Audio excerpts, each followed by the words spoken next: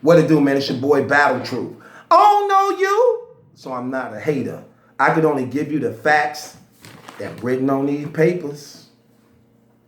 I'm the Honorable Malachi Markillian, your presiding judge, chairman, and spokesperson for the One United Front. You are my witnesses and jury. You may be seated. Court is now in session. Let's talk about it. We continuing with night court, y'all. We continuing with night court, man. This has been another citizen arrest. This time, this citizen arrest come to you by Battle Rap Critic. Battle Rap Critic has put a case on Smack for letting Surf off the hook at NOME 8 for not having a third round. Now, this case was brought before the Battle Truth One United court on night court. It was passed through a jury of 12 who found that this case had probable cause to be brought to you right now today, and why I'm doing this blog. Remember, at the end of every blog, you are to vote whether this person is guilty or not guilty while I argue both sides, playing the advocate for each person. Now, battle rap critics feel Surf got let off the hook by the league owners. Surf performed at NOME 8. He was paid $20,000 to do 3 rounds. At least we believed it to be 3 rounds. Previously, when Surf got released, he said he was not going to do a battle unless he got paid $30K, no negotiating, and hashtagged it to the URL in any other battle league. That's what he said, $30K or nothing. That was his charging price. Now, when he came to NOME 8, he went on record by saying he only got $20,000, which means $30,000 for 3 rounds. He got paid $20,000 and only did 2 rounds. That the people believe he was going to do 3. Now, whether or not it was negotiated that way, we don't know. All we know is he was booked and we expecting 3 rounds out of him. Well, we only got 2. Come to find out, there wasn't even a 3rd round even written. What happened was, after the battle, Surf was in a closed off room being recorded by 15 Minutes of Fame. Rome DMV was also up in there. He jacking away like he normally do, bragging about what he just did. Then comes in Smack and Beasley. Surprised by the camera, Smack began to speak and talk. Oh yeah, you know what I'm saying? We had a dope classic event. Surf just got home. You know, we got to get his feet back wet again. Even though he choked, you know, he gave me 2 classic rounds. I got what I wanted out of him. You know what I'm saying? We good. Go show him love and everything. Then Surf go back to jacking again. After he heard Smack say he was okay with what he did. The problem with this is this. Smack was also aware that when Surf choked, knowing that that was the main event of the battle, what actually really sold the card and who people was lined up to see, seeing this man been gone for over a year and this would be his first return back, the crowd booed.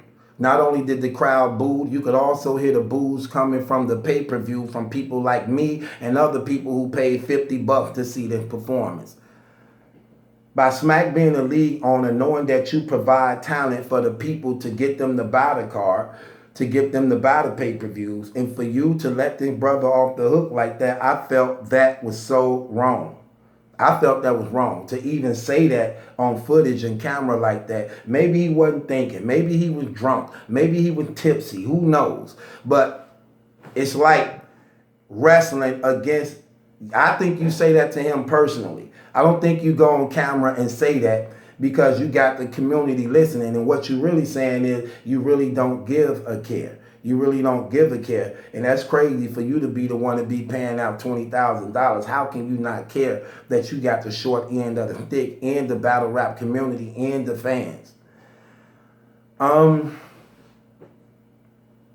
So battle rap critic is bringing Smack on charges, man, for letting him off the hook. Do you believe Smack let him off the hook? Now, me and Drizzy were talking earlier, and Drizzy brought up these points. Smack done let him off the hook because Smack got what he wanted. He got a sold out card. He got a lot of pay-per-view streams. So whether Surf choke or not, that was successful for the URL. That was successful for the URL. Smack get paid not to win. I mean, Surf don't get paid to win battles, Drizzy go on to say. But Surf get paid for packing the house, selling a ticket and card. And he did what he was paid to do. Do that justify the means, though? This what I leave in the hands of the people. Does it justify the means, though? Should Smack be held accountable for letting Surf off the hook? Or should Smack demand it more of Surf and instead of making it public that he was okay with it, that he got what he wanted out of Surf and that they was good? Should Smack at least came to the people aid of saying some type of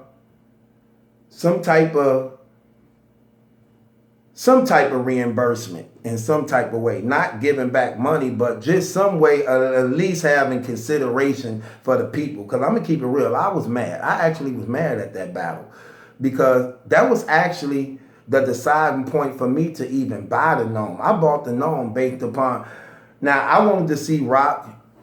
I didn't really want to see Goods, but I was definitely surprised at what Goods did. He won me over on that. But I wanted to see Rock, and I wanted to see Surf, and I wanted to see Nitty also. Briz also. Twerk too. But Surf was the one that really sold it for me. Surf was the one that really sold it for me. I just wanted to see how explosive he would be on his return and when he came back.